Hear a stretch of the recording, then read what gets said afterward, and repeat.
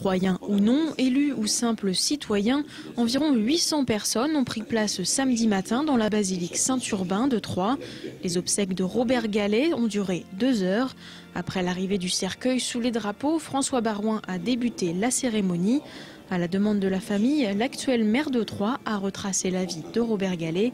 Du résistant au collectionneur de papillons, en passant par l'homme politique national ou local, un éloge funèbre tout en simplicité et en émotion. Le souvenir d'un immense homme, d'un modèle, d'un serviteur de l'État, d'un compagnon du général, d'un compagnon de la liberté, d'un ami de la République, d'un défenseur de notre département, d'un passionné de la ville de Troyes. Est-il besoin de dire que notre tristesse est immense? Mais est-il besoin de dire qu'à vos côtés, notre sérénité l'est aussi? Dans l'audience, la famille, bien sûr, mais aussi beaucoup de citoyens et amis de l'ancien maire qui retiendront notamment ses qualités humaines.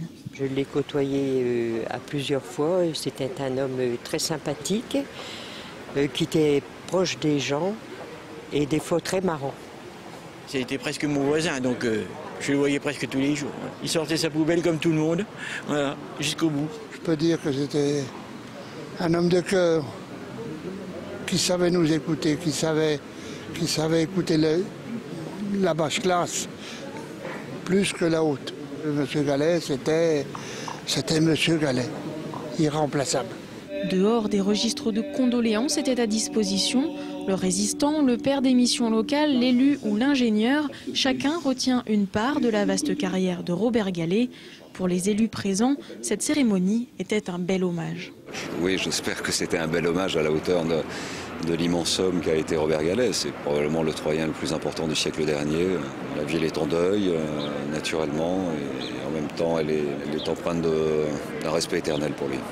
C'est vrai que c'est une cérémonie à la fois très digne et puis en même temps très forte en matière émotionnelle. C'est un hommage à un immense homme d'État et en même temps avec des qualités humaines rares. Beaucoup d'émotions, beaucoup de respect et d'admiration pour la personnalité hors du commun que nous avons accompagnée aujourd'hui. On se sent tous un peu orphelins d'un homme d'exception, comme il ne pourra plus y en avoir, et on le souhaite parce que c'est la guerre qui crée aussi les personnes d'exception.